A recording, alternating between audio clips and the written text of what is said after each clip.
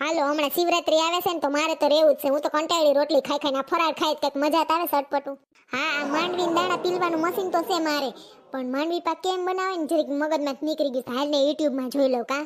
ઓય ઠેક પેલા માંડવીના દાણા શેકીને ને ફોતરી ઉખેડ નાખવાની ને પછી આ રહ્યું. હા માર મશીન તો છે એમાં ભૂકો કરી નાખીશ. હા ને પછી શું કરે છે? ઓય ખાંડની સાહણી લઈને એમાં ભૂકો નાખ દેવાનો. ઠેક હા આ તો મને યાદ જ હતું, પણ જરીક હું કહું તાજું થઈ જાય ને એટલે યુટ્યુબ કરી લઉં.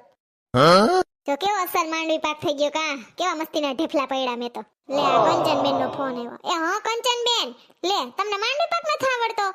તો તમે બહુ તૈયારના દીકરા છો. હા મને તો આવડતો તો માંડવી પાક, મારે તો કોઈને પૂછવું જ ના પડે. હા ઈ ક્યાં જોવા આવી કે મેં યુટ્યુબ માં શીખો હે? હું મારું થોડું એઠું કરું કા. દરવાજો ખખડોતી કોક એવું લાગે. પેલા તો આ મશીન હટાડ દો, એન્ટિક છે ક્યાંય જળશે એની વરી. આવી ભૂખના પેટની પટ સુગંધ લઈ લે.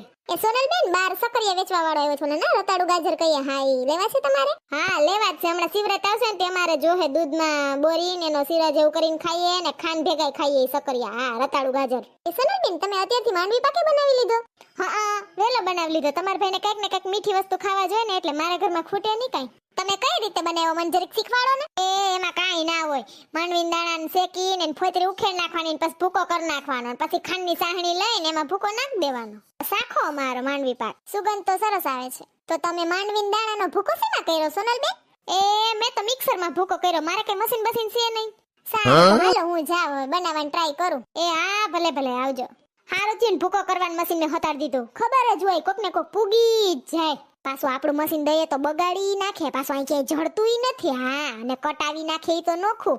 વળી આખા ગામમાં પાડી આવે કે સોનલબેન પાસે માંડવીને ભૂકો કરવાની એન્ટિક મશીન છે. વળી હંધાય માગવા આવે. મારે તો દેવું ને પછી.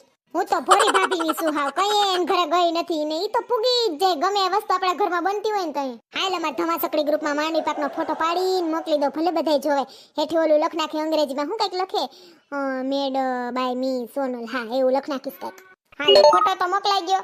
હવે વેફર થઈ ગઈ છે. માંડવીના દાણા તર નાખું મસાલા વાળા. ઓલા ગાજર લઈ આવું હેઠેથી ને રાજગરાનો શીરો કરી નાખી, સૂકી ભાજી કરી નાખી એટલે જલસા પડી જાય ફરાર કરવાની.